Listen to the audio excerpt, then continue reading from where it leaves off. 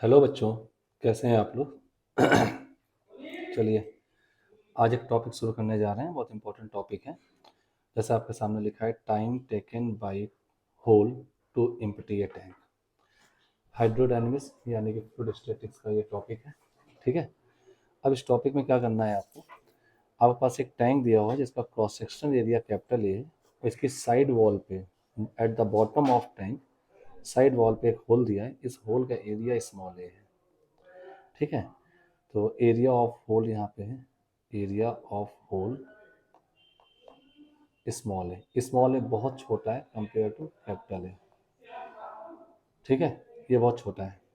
Capital H height भरी हुई है। अब इस होल से पानी निकलेगा तो टाइम कितना लगेगा टैंक को खाली होने में, तो हमें ये कैलकुलेट करना है। तो बहुत अच्छा सा प्रॉब्लम। चलिए देखते हैं कितना टाइम लगता है। ये टी इक्वल टू 0 पे ऐसा दिखाया गया है। हम अपने इस पॉइंट को रेफरेंस ले लेते हैं, रेफरेंस। और होल का जो एरिया है वो कंटेनर के क्रॉस सेक्शनल एरिया से बहुत छोटा है। ये हम रेफरेंस ले लेते हैं। ठीक है। हम बात करते हैं टी इक्वल टू 0 पे ऐसा हुआ। टी इक्वल टू टी पे अगर हम देखें तो मैं एक दूसरे कलर से यहीं पे डायग्राम बना लूँ। टी इक्वल टू टी पर suppose t equal to t पर यहाँ पर पानी पहुँच चुका था। ये क्रॉस सेक्शनल एरिया था हमारा। ये टी इक्वल टू टी का डायग्राम है, टी इक्वल टू टी पर। ठीक है। और टी इक्वल टू 0 पर। ठीक है। टी इक्वल टू 0 पे ये था। हम रेफरेंस ऐसा करते हैं, रेफरेंस बदल देते हैं, रेफरेंस ऊपर नहीं लेते। रेफरेंस हम इसके बॉटम को ले लेते हैं। ये reference, reference reference bottom of container को। ठीक है। टी को टी पे हम कोई मान लेते हैं कि इंटरमीडिएट हाइट इसकी रही होगी वाई। अगर वाई रही होगी तो टी को टी पर इसकी वेलोसिटी जो है लिक्विड की आउट होने की रूट ओवर 2g वाई रही होगी। इस वेलोसिटी से लिक्विड बाहर जा रहा होगा। ठीक है। तो हम दो पॉइंट यहाँ कैलकुलेट करेंगे। पहला पॉइंट होगा वॉल्यूम रेट फ्लो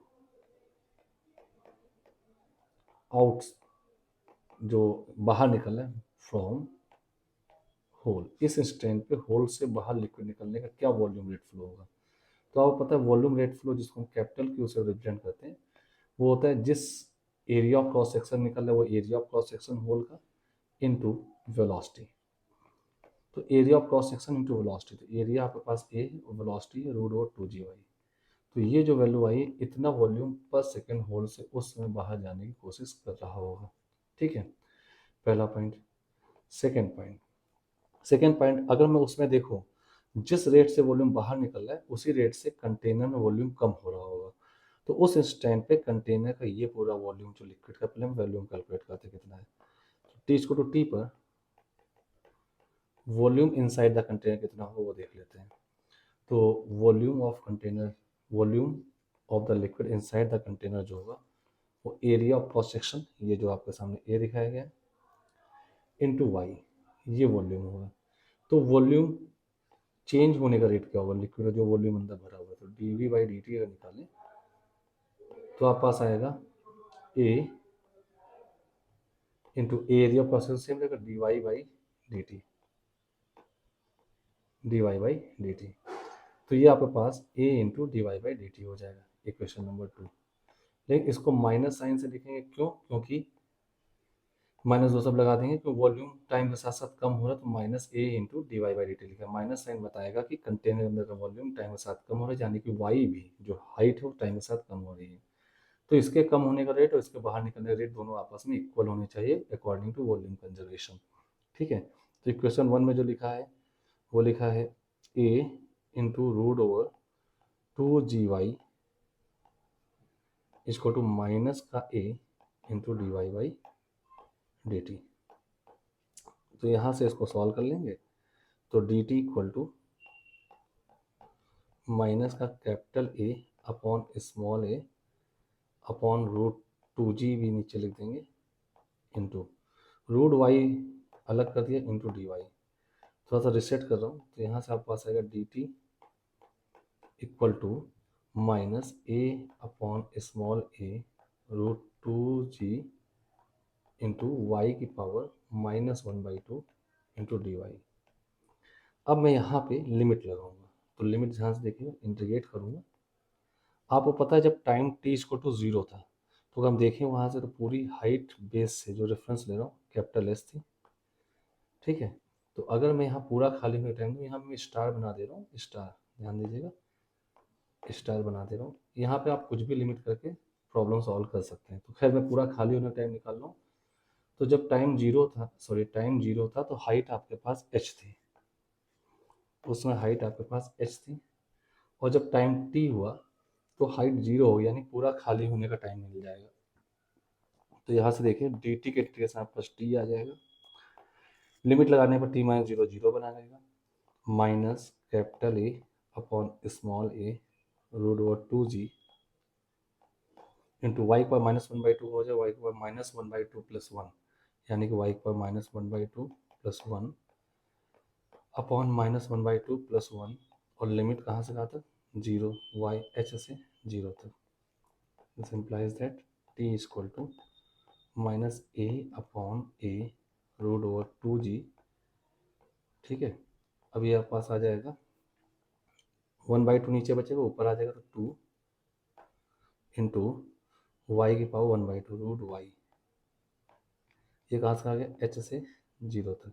माइनस हटाओ तो ये लिमिट यहाँ बदल जाएगी। तो यहाँ से आपके पास टाइम की वैल्यू आ जाएगी, टाइम इसको to capital A, 2 capital A, 2 बाहर ले लिया, upon A root 2g into 2 बाहर हो गया, तो रूट h माइनस 0, माइनस हट चुका है, ये आपके पास आ जाएगा, ठीक है। तो इसको अगर मैं रिसेट कर दूँ, टी की वैल्यू कितनी आ जाएगी, टी की वैल्यू आएगी capital A upon small a, ये हो गया, रूट ओवर, गौर देखिए h भी रूट में है, नीचे g भी रूट में, ऊपर 2 रूट में आएगा, 2h/g। ये आपका पूरा खाली होने का टाइम आ गया, ये आपका फाइनल रिजल्ट है, रिक्वायर्ड रिजल्ट, ठीक है। अब आपसे कहा जाए किसी दो हाइट के बीच में बात की जाए, तो मैं वो जो स्टार बना है उसी इक्वेशन को फिर से लेता हूँ। देखिएगा जो स्टार बना हुआ है,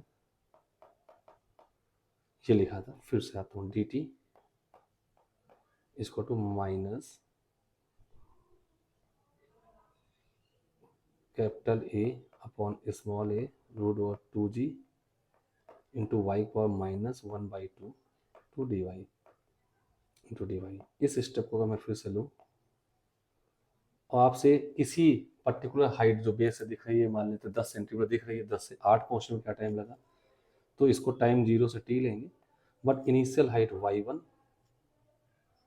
से फाइनल हाइट y2 ले लेंगे। तो जब हम इसको सॉल्व करेंगे तो ये टाइम जो आएगा t equal to capital A upon small a root 2/g, जैसे ये वाली स्टेप में अगर मैं दिखाऊँ, capital A by small a root 2/g हो गया। अब यहाँ पे रूट फाइनल हाइट हो जाएगी, रूट फाइनल हाइट हमारी कितनी है, फाइनल हाइट y2 है, सॉरी इनिशियल ज़्यादा होगी, यहाँ पे इनिशियल हाइट आई थी ना, तो root over y1 minus y2, तो y1 minus root over y2। तो ये रिजल्ट भी बन सकता है। इससे आप ऊपर वाला रिजल्ट भी ले सकते हैं, अगर आप यहीं पे कहते हैं इनिशियल s था, फाइनल 0 था, खाली होने का, तो ऊपर वाला टाइम यहाँ से मिल जाएगा। अगर मैं y1 को h रख दूँ और y2 को फाइनल 0 कह दूँ, तो ऊपर वाला रिजल्ट मिल जाता है, ठीक है। इसी पे बहुत अच्छा प्रॉब्लम आता है, क्वेश्चन मैं लिख दे रहा हूँ, देखिएगा जरा ध्यान से।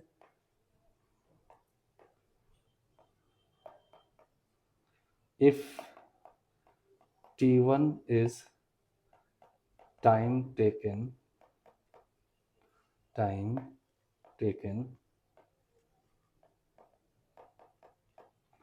for first half and t2 for second half। ये t1 टाइम है पहला आधा टैंक खाली होने में, और t2 टाइम है अगला आधा टैंक खाली होने में। Then find t1 upon t2। तो गेस करके बताइए कि t1 और t2 में बड़ा कौन होगा। पहला हाफ खाली होने में टाइम t1 है और अगला हाफ खाली होने में टाइम t2। तो मैं कॉन्सेप्चुअली बता दूं पहले, इसको कॉन्सेप्ट क्या है। पहला हाफ जब ज़्यादा खाली होने के लिए हाइट टैंक कंटेनर पूरा भरा हुआ होगा, पूरा भरा हुआ तो हाइट ज़्यादा हो तो ज़्यादा रेट से पानी बाहर निकले, तो पहला हाफ खाली होने में टाइम जल्दी खाली हो जाएगा, तो T1 कम होगा, और दूसरे हाफ में टाइम हाइट कम रहेगी तो फ्लो रेट आउट होने का बाहर कम होगा, तो टाइम ज़्यादा लगेगा। ये बात तो कंफर्म है। यानी कि T1/T2 जो है ये लेस देन 1 आना चाहिए। तो अगर मैं यहाँ देखो T1/T2 का जो रेशियो है ये लेस देन 1 कुछ आएगा, तो क्या आएगा हम सॉल्व करते हैं। तो आपकी चॉइस है, चॉइस क्या है, आप पहले वाले इस फॉर्मूले से कर सकते हो जो ये रेड कलर से लिखा हुआ है, या इस ग्रीन कलर से कर सकते हो। तो हाँ, अगर मैं T1 की बात करूँगा तो आपके पास y1 जो रहा होगा वो h रहा होगा, और y2 जो फाइनल है h/2, पहला हाफ खाली होने का टाइम ये होगा। T2 जो आएगा वो y2 जो होगा, y1 उसमें h/2 से शुरुआत होगी, और उसका y2 जो हो जाएगा वो 0 हो जाएगा। चलिए रखते हैं और चेक करते हैं अपने फॉर्मूले पे प्रॉब्लम को रखकर। तो यहाँ से हम देखेंगे T1 आपके पास आएगा capital A/A √2/G into y1 को h और y2 को h/2, तो ब्रैकेट आएगा √h माइनस √h/2, ये हो गया। अब T2 क्या आएगा, T2 आएगा देखिए कैपिटल A/a √2/G, और ये आएगा ब्रैकेट में √h/2 माइनस √0। इन दोनों को डिवाइड कर देते हैं, ठीक है। ये दो टाइम मिल गए हमको, इन दोनों को हम फिर से डिवाइड कर देते हैं। तो चलिए दोनों को डिवाइड कर दिया जाए, तो ये पूरे पूरे टर्म कैंसिल हो जाएंगे, देखिए कैंसिल होंगे। तो यहाँ से आएगा T1/T2, इसको तो √h कैंसिल हो जाएगा यहाँ पे, तो यहाँ पे बचेगा 1 माइनस 1/√2 अपॉन 1/√2। तो T1/T2 जो आपके पास आ जाएगा √2 माइनस 1 होल बाई √2 अपॉन 1/√2, वो भी कैंसिल, T1/T2 ये आ चुका है। ऐसा, या अगर मैं कंजुगेट से मल्टीप्लाई तो 1/√2 प्लस 1 भी आएगा, कंजुगेट से मल्टीप्लाई कर दो तो ये भी आंसर आएगा। तो ये आपके पास एक फाइनल आंसर है, और ये एक बहुत अच्छे से प्रॉब्लम सॉल्व हो चुकी है। तो आप किन्हीं भी दो हाइट्स के बीच का टाइम निकाल सकते हैं। अब इसे कहा जाए फर्स्ट 1/3 और नेक्स्ट 1/3, नेक्स्ट 2/3 खाली होने का टाइम। तो फर्स्ट 1/3 के लिए h से 2h/3 जाएगा, तो 1/3 कम हुआ है तो 2h/3 बचेगा, और नेक्स्ट 2/3 के लिए 2h/3 से 0 तक के लिए अब यहाँ लगाएं T1/T2 रेशियो ने सॉल्व कर दें, आंसर आ जाएगा, ठीक है। तो एक बहुत अच्छी प्रॉब्लम थी, फॉर्मूला याद रखिएगा। ये किसी फॉर्मेट में, कई बार इस फॉर्मेट बच्चे निकालते हैं, इस फॉर्मेट में दिया होता है, कंफ्यूज हो जाते हैं, तो ये चीज़ ध्यान रखिए, दोनों एक ही चीज़ लिखी हुई है, ठीक है। तो ये एक बहुत अच्छा कॉन्सेप्ट था। चलिए मिलते हैं फिर नेक्स्ट क्लास में, तब तक के लिए keep on watching, stay tuned and hard working. कोई दिक्कत हो तो आप कमेंट करके मुझे बता सकते हैं। Okay, thank you.